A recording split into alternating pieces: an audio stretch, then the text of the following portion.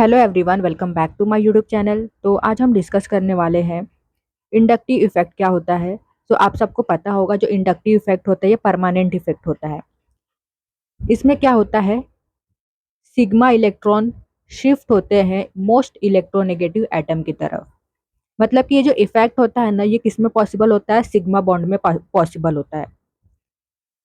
तो जो sigma electron होते हैं वो किसकी तरफ शिफ्ट होते हैं, जो ज़्यादा इलेक्ट्रोनेगेटिव होगा उसकी तरफ सिग्मा इलेक्ट्रॉन शिफ्ट होते हैं। उसी को हम बोलते हैं इंडक्टिव इफेक्ट। तो क्या होता है, जब इलेक्ट्रॉन शिफ्ट होते हैं मोस्ट इलेक्ट्रोनेगेटिव एटम की तरफ, तो चार्ज क्रिएट होता है, पार्शियल चार्ज डेवलप होता है।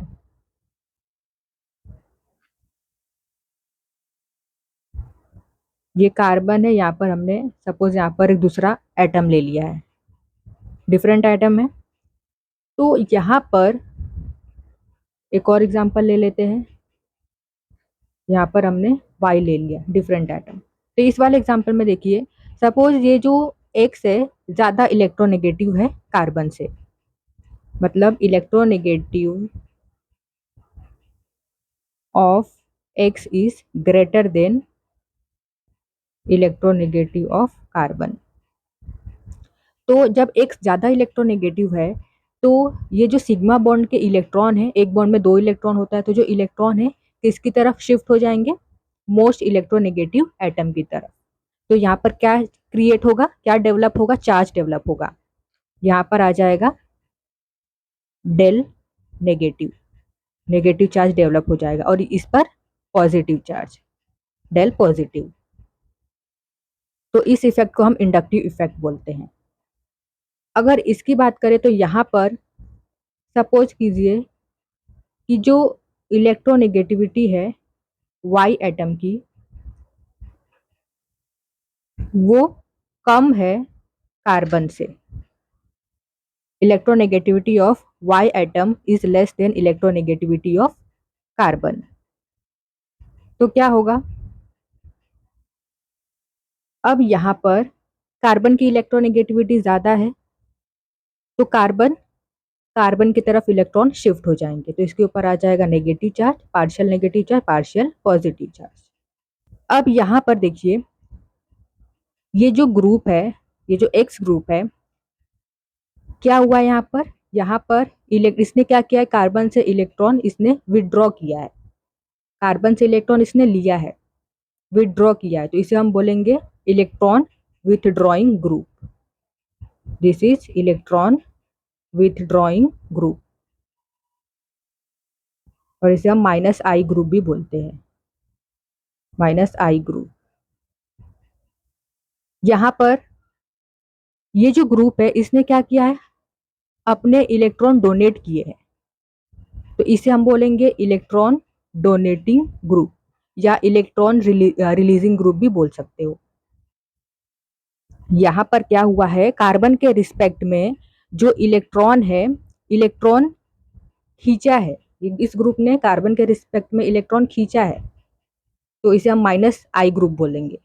और यहाँ पर जो कार्बन है, कार्बन को इलेक्ट्रॉन दिया है इस ग्रुप में, तो इस ग्रुप को क्या बोलेंगे, plus I group. Alright, this is electron withdrawing group, this is electron donating group. तो हम बोल सकते हैं ये माइनस आई इफेक्ट है, मतलब negative inductive effect, and this is positive inductive effect. मतलब सिंपली आपको याद रखना है, कार्बन से ज़्यादा इलेक्ट्रोनेगेटिव होगा, कार्बन से ज़्यादा इलेक्ट्रोनेगेटिव है ये, तो क्या होगा, माइनस आई इफेक्ट। अगर कार्बन से कम इलेक्ट्रोनेगेटिव है तो क्या होगा, प्लस आई इफेक्ट।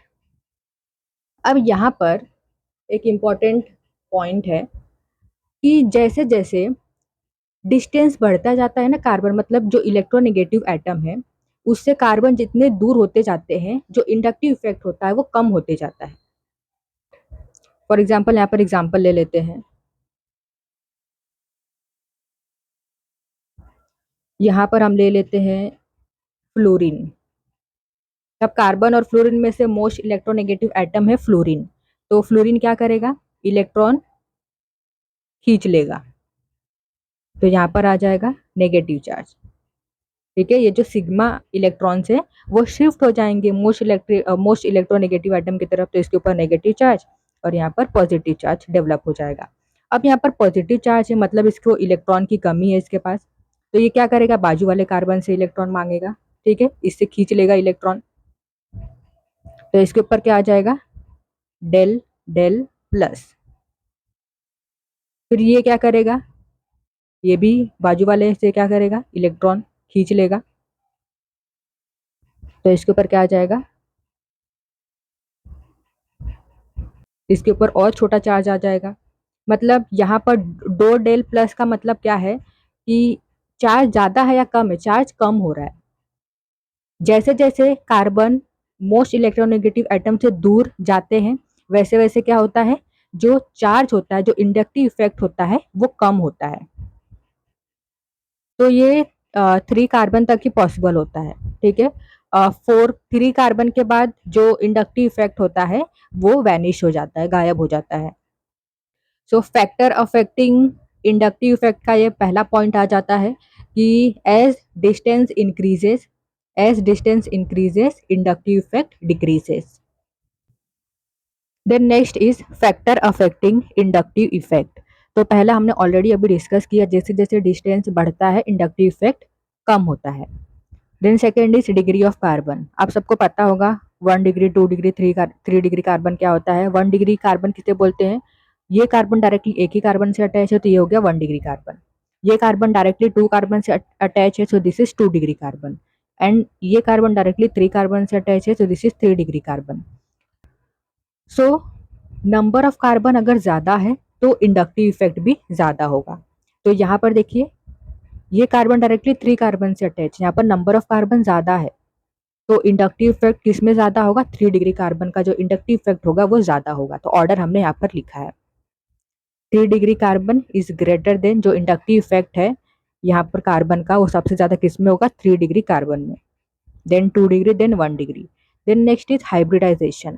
तो यहाँ पर हमने ऑर्डर लिखा है हाइब्रिडाइजेशन की, inductive effect of sp hybridization is greater than sp2 and sp2 hybridization is greater than sp3। यहाँ पर हमने एक एग्जांपल भी लिया है। अब यहाँ पर सबसे पहले कार्बन की हाइब्रिडाइजेशन आप पता करो। तो यहाँ पर ये जो कार्बन है दोनों, ये sp हाइब्रिडाइज है, ये दोनों कार्बन sp2 हाइब्रिडाइज है, और यहाँ पर ये दो जो कार्बन है sp3 हाइब्रिडाइज है। तो यहाँ पर ऑर्डर क्या आएगा, यहाँ पर आपको पता है कि जो इंडक्टिव इफेक्ट होता है, inductive effect of sp is greater than sp2 and sp3। तो ये sp हाइब्रिडाइज है, तो ये ऑर्डर आएगा।